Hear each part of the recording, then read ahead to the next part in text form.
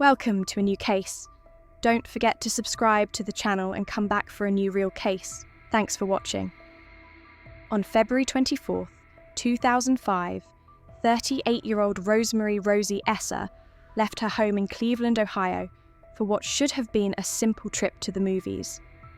Instead, she became the center of one of the most unusual and disturbing medical mysteries imaginable. That afternoon, Rosie was involved in a low-speed traffic accident. At first glance, nothing about the crash seemed life-threatening. But when emergency responders arrived, they were shocked to find her slumped over, traumatized, and violently vomiting. A reaction far from normal after such a minor collision. She was rushed to Hillcrest Hospital, where doctors quickly realized her condition was dire. Within hours, Rosie was pronounced dead. Yet the events leading up to her collapse painted a picture of something far darker than a routine accident. The day had begun innocently enough. Rosie, her husband Yazid, and their 2 young children enjoyed a quiet morning together. Yazid had the day off, giving Rosie time to focus on herself. She had planned a movie date with her sister, though the morning's chores delayed her.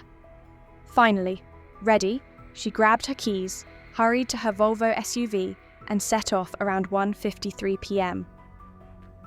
On the road, she phoned her friend Ava for a light-hearted chat.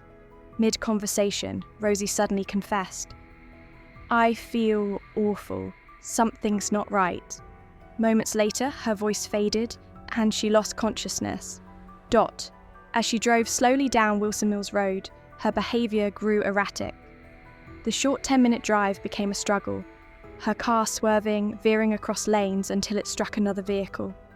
Still, she didn't stop until the Volvo coasted to a halt on its own.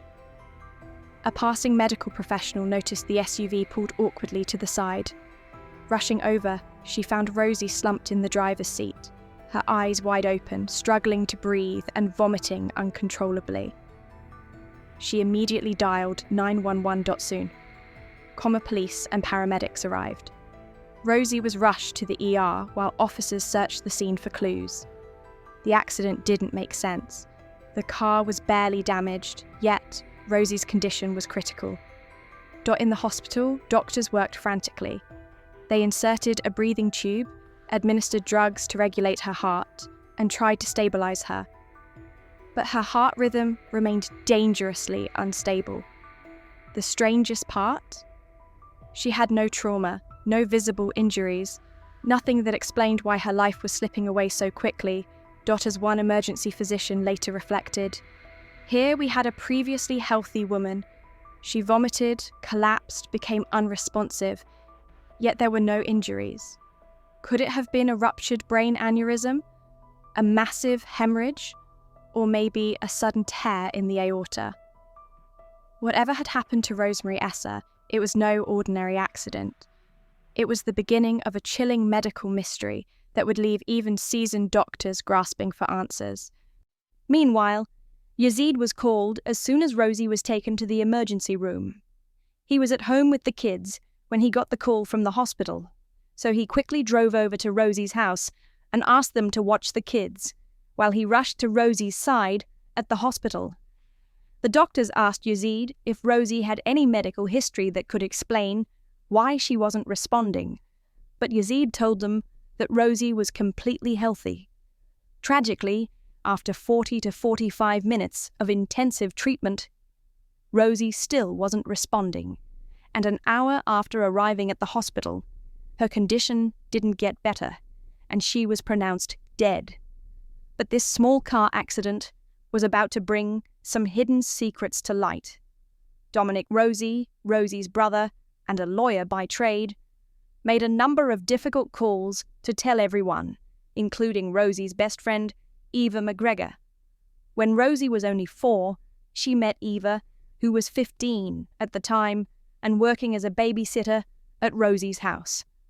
When Eva got the call and learned about Rosie's sudden death, she was shocked and upset, but she was able to calm down and share a strange suspicion with Dominic. "I have a weird thing that happened. Rosie was talking to me just before she died, and she was mentioning that Yaz gave her this pill, but she said it just made her feel terrible, so you need to look into it. She recounted her last conversation with Rosie, which had taken place just seconds before the accident. Eva's recollection of their chat hinted at something unusual, deepening the mystery of Rosie's untimely death on the morning of February 24th, 2005. Just before leaving the house, Yazid had insisted that Rosie take some calcium pills, as he emphasized the importance of bone health for her as she was approaching the age of 38. However, shortly after taking the pills, Rosie began to feel Eva persuaded Dominic to research this option, since it would help him comprehend the circumstances surrounding Rosie's unexpected and inexplicable death. So Dr. Balraj did a complete autopsy and toxicology analysis on Rosie on February 25th, 2005. Everyone hoped for answers, but to their dismay, the results were inconclusive. Despite thorough examination, no clues emerged to explain the cause of Rosie's death. A perfectly healthy 38-year-old mother of two died so suddenly in a minor car collision that it was hard for anyone to accept. Investigators felt they were missing a crucial piece of the puzzle, but out of respect, they decided to give Yazid and his family some time to grieve. With no evidence of foul play, Rosie was not just a full-of-life person, but also very passionate and hard-working. Shortly after graduating, she began her career and secured a steady position at Mount Sinai Hospital. It was around this time that she met the young physician named Yaid. Esser Yazid Esser was the son of Palestinian immigrant parents who grew up in Detroit. His family owned a grocery store.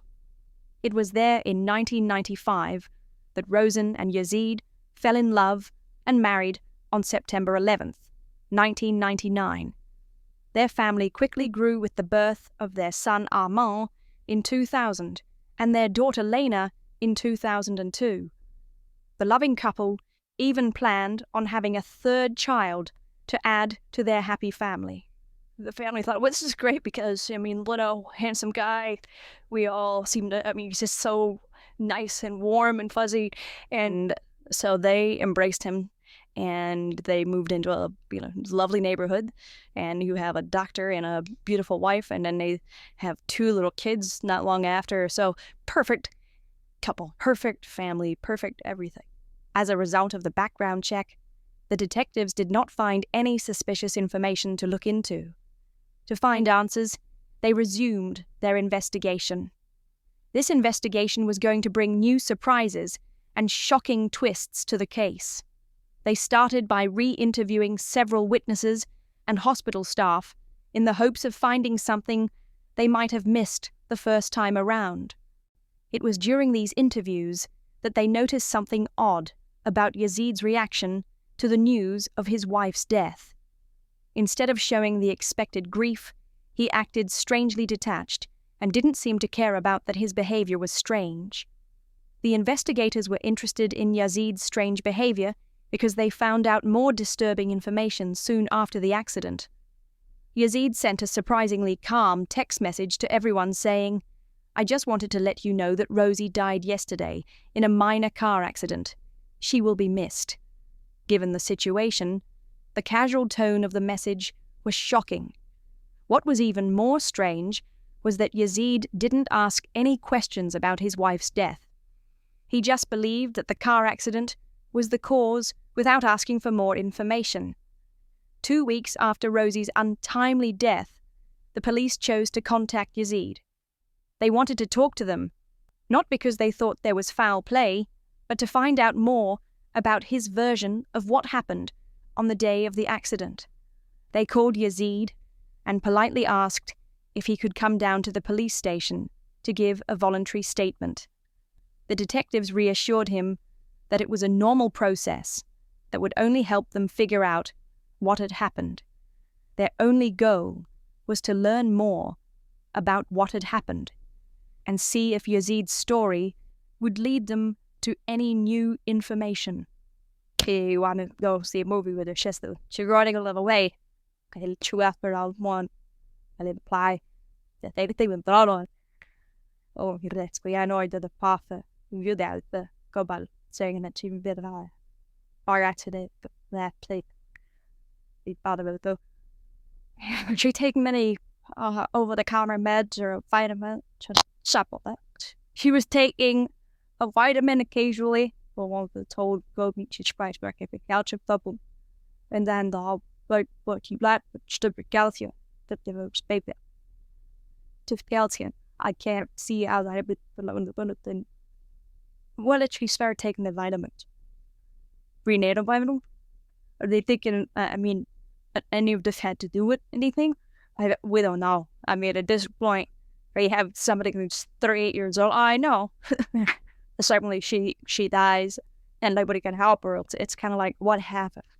Oh, I think I have most of what I lead this world are the calcium balls that spell all cool, which you'll learn if I follow you back to your home and collect a dollar. No, that'd be great. That all okay. Yazid didn't say anything when the inspectors went back to his house to get the vitamins and calcium supplements. When they got there, they were surprised to see a woman sitting in the kitchen. She said her name was Margarita Montanez. Is had hired a daily nanny to watch the kids while he was at work. What came as even more of a surprise was the news that Yazid had also hired a nighttime nanny, Michelle Madeline. Some people were confused by these details, but the detectives were focused on their main goal, which was to get the calcium tablets as possible evidence without making too much of a fuss. The detectives quickly gathered the supplements and sent them to be tested because they thought someone might have tampered with the pills, possibly to hurt Rosie. I took in the evidence which was submitted to our laboratory, which was a plastic bottle filled with pills that were purported to be calcium pills. And my job at this point isn't to prove that there was poison. My job at this point is to prove that these capsules are all calcium. I found a bunch of calcium. However, I also found 9 of these pills had been tampered with. At first look, the calcium pills that were taken from Yazid's house seemed normal. But things weren't what they seemed to be, as they were about to reveal the most shocking twists that no one saw coming. This finding made the detectives suspicious, so they sent the pills to a lab for a full analysis. To their surprise, the results showed something no one had expected.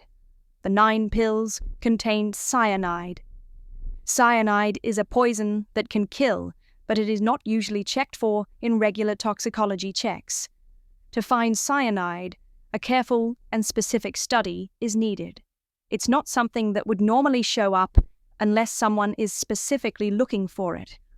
Even the discovery of cyanide in Rosie's case was a very rare and horrifying event that most forensic scientists never see in their entire lives. With this shocking discovery, the investigation quickly turned into a full-on murder investigation. The detectives quickly got a search warrant for Rosie's car and carefully collected samples from her vomit and seat covers in the hopes of finding more clues. As expected, cyanide was found in Rosie's vomit during the search. To learn more about the case, the coroner ordered a new toxicology screening for Rosie. When the results came back, they shocked everyone. The analysis found a shocking 9.1 milligrams of cyanide per litre of her blood, which is 3 times higher than what is usually considered fatal. It was even scarier when they found out that the calcium pills she had been taking were tainted with 600 to 800 milligrams of pure cyanide. This dose was more than enough to kill her, so it was clear to the investigators that Rosie's death was not an accident, but a planned and malicious act. The police quickly came up with the idea that Yazid wanted Rosie to take the highway to the movies. If the cyanide had taken effect while she was driving at 60 miles per hour, a high-speed crash would have been inevitable, and the coroner would have given that as the cause of her death. However, Rosie's decision To take a back road that day and travel at a much slower speed helped them figure out the real cause of her death. With this idea in mind, the police were ready to arrest Yazid for killing Rosie, but Yazid was already one step ahead of them. Just as they were about to arrest him, they got the shocking news that he had disappeared.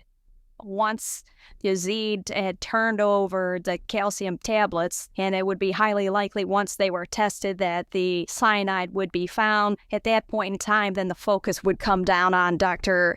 Essa. And what he chose to do was run. The next day, March 18th, 2005, investigators took the calcium pills from Mid's house. Yazid asked Rosie's sister to watch the kids overnight, and she agreed without being suspicious. However, early the next morning, March 19th, at 4 a.m., she got a voicemail from Yazid. In a calm voice, he said that his friend's brother had been in a terrible car accident in North Carolina and might not survive. He said that he was going to help him, but she didn't know that this was the start of Yazid's sudden disappearance. Yazid asked Rosie's family to watch his kids over the weekend and said he'd be back on Monday. But when Monday came and went without Yazid, or even a call, Rosie's family got very worried and decided to call Yazid's friend to see if he knew what was going on. Maybe Yazid had to stay longer because of an emergency, but his friend's response shocked everyone. He said Yazid had never been to North Carolina and there had been no car accident involving his brother. This news shocked Rosie's family, who wondered where Yazid could be and why he had lied. As they grew more worried and realized something was very wrong, they reported Yazid missing. Days went by without hearing from him, and the situation became more mysterious. Why would he just leave like this, especially since the murder of his wife was still being investigated? What could have been more important to him than this, even though everyone was worried? Dominic, Rosie's brother, wasn't sure that Yazid was just lost. He had strong doubts and thought there might be more to it than that. Bad guy, set on discovering the truth. After rushing over to Yazid's house, Dominic started looking for clues. While he was looking through the kitchen, he saw a recently opened passport-style package on the counter. Dominic's heart sank when he realized that Yazid had not only gone missing, but also run away. He immediately told the police that he had found the passport envelope and asked them to question Yazid's brother and business partner, Esser, who was the only family member he was close to. The police also moved quickly and called Firas to get more information. It didn't take him long to tell the police the whole truth. Yazid had actually asked his brother to help him leave the United States. He told Firas that he had to leave town because he was afraid that people would find out about his sexual affairs. Interestingly, the two women Yazid was seeing were the same women he hired as his children's daytime and nighttime nannies. Yazid had also told Firas that he was unhappy in his marriage and wanted to leave Rosie. This made investigators suspicious, but the real reason for the murder was much more disturbing. Could Yazid have killed his wife because he didn't want to pay the money for a divorce and instead wanted to be with the nannies? To get Yazid out of the country, Firas asked a cousin who had experience smuggling people across borders to help them. This was a quick but dangerous way for Yazid to get away from his terrible situation. The police knew they had to bring Yazid back in order to get some clear answers. He goes up to Detroit, goes across the bridge to Windsor, from Windsor to Toronto, from Toronto to Cyprus, from Cyprus to Beirut. And why Beirut? Well, of course he's Lebanese, but Beirut does not have an extradition treaty with the United States. So there he sat because he had a buddy over in Lebanon that had connections, had papers, had safe houses, and a place for him to just, if you're going to be on the lam, the perfect place to be. On April 22nd, 2005, the county coroner said that Rosemarie Essa who was 38 years old, had died from acute cyanide poisoning.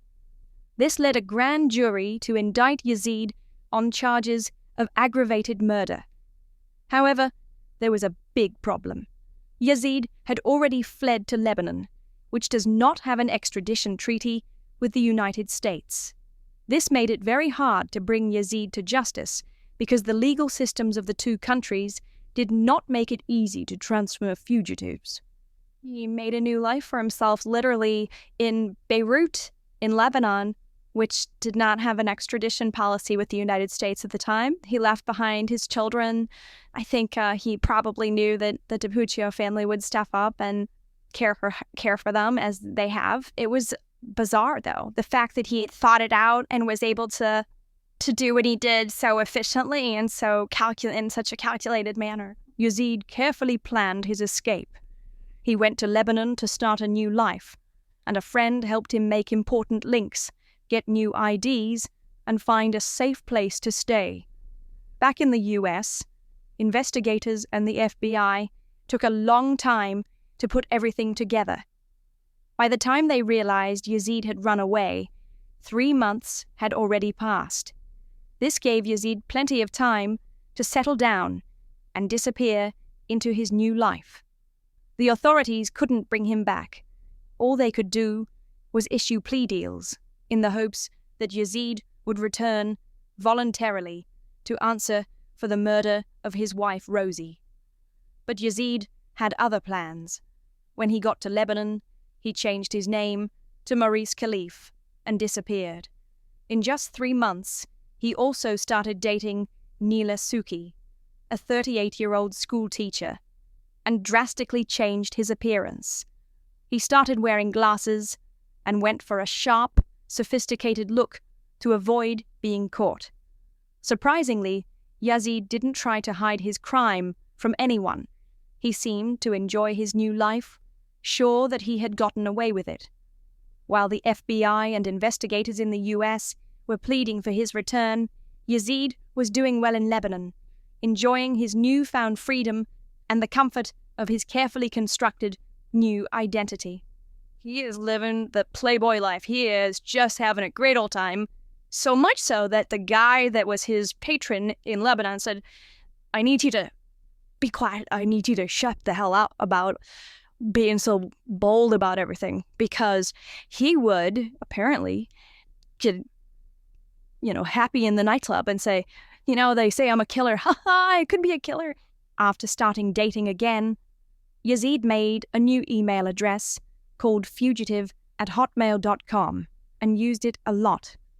Meanwhile, back in Cleveland, the FBI and local police were carefully watching his every move, waiting for the perfect chance to catch him if he ever left Lebanon. Luckily, that chance came sooner than expected. On October 7th, 2006, Yazid got on a plane to Cyprus, setting off a chain of events that the authorities had been eagerly anticipating for months. The FBI immediately called the Cyprus authorities, warning them that Yazid was likely traveling with a fake passport. In response, the Cyprus authorities agreed to detain him because of this. When Yazid arrived at the Cyprus airport, he looked completely different. Based on a tip from the FBI, the Cyprus police asked for his fingerprints to make sure he was who he said he was, even though he had a fake passport. The fingerprints quickly showed that he was actually Dr. Yazid Esser, giving the police every reason to arrest him. But things weren't as simple as they seemed. At the time that Dr. Essa was charged with aggravated murder, and although there were not specifications or requests that this be handled as a possible death penalty case, persons could construe that aggravated murder would carry the death sentence. So that was something that we had to navigate through as far as using the United States State Department with the folks in Cyprus to make sure that they understood that we would not be looking for the death sentence, because they would have been reluctant to allow him to return for a trial where capital murder was involved. Even though Cyprus had an extradition agreement with the U.S., it didn't apply to cases involving the death penalty. Yazid's lawyers fought his extradition for almost 3 years, even though Cuyahoga County Prosecutor Bill Mason said that the death sentence wouldn't be sought. Finally, in January 2009, Yazid was sent back to Cleveland to stand trial for aggravated murder. The next step was to put together a prosecution team that had little more than hints of what they were doing. Poisoned pills, a suspect who had left the country, and an email address that pointed to Yazid as a suspect. But proving all of this in court was going to be hard. The trial started on January 9th, 2010, in a courtroom in Cleveland. From the start, Yazid's defense said there was no strong testimony, relying heavily on the claim that the evidence was only suggestive and not direct proof. In spite of this, the prosecutors tried to make a strong case to get Rosie justice. State's case here is entirely circumstantial in nature. And you will, or said another way, there is no hard evidence, no physical evidence, no scientific evidence whatsoever to connect Yazid Essa. While Yazid was on trial, his defense team said that someone else had added cyanide to the pills with the intent to kill Rosie, and that Yazid was unaware of what they were doing.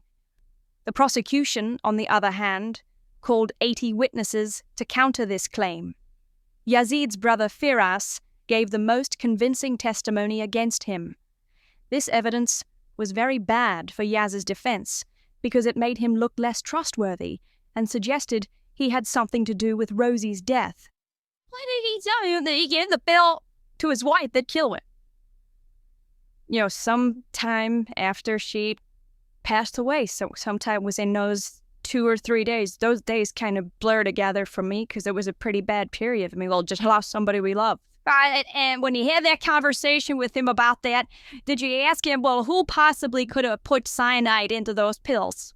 Yes. All right. And did you ask him if he killed his wife? Yes. I asked him if he was responsible for her death, and he said yes. What did he tell you that he did? He said that he put the cyanide in the cabs. The defense also brought up the idea that one of Yazid's mistresses, who was upset about his happy marriage, might have poisoned Rosie on her own. However, they were unable to back up this theory with solid proof. On the other hand, the prosecution presented strong evidence linking Yazid to Rosie's murder, pointing out that he had even bragging about it while he was in Lebanon. Oh, Plan A is high-speed automobile accident. Plan B is random product gambling. Plan C is girlfriend killed my wife so she could be with me. That's the presentation you're going to get in this case. The jury came to a decision on March 9th, 2010, after days of strong testimony and heated arguments. We, the jury in this case, being duly impaneled and sworn, do find the defendant Yazid Essa guilty of aggravated murder. Finally, Yazid was found guilty of aggravated murder and given a sentence of life in jail without the chance of parole for 20 years. Parents of Rosie were so happy and sad at the same time that they hugged each other tightly. Not only had their daughter's killer finally been caught, but they also couldn't help but think about how Rosie had been planning for a third child, but now had to leave her 2 children to grow up without their parents. Before we end the video, we want to send our deepest condolences to Rosemarie Essa and her family. What do you think about this case? Is it true that Yazid killed Rosie just to live with his women, or is there more to the story than meets the eye? Thanks for joining me today as we explored this gripping true crime case. If you found this story as intriguing as I did, make sure to hit that like button and subscribe for more in-depth investigations. I'd love to hear your thoughts in the comments. What do you think about the evidence? Were there any details that surprised you? Until next time, stay safe and keep questioning the world around you. See you in the next video.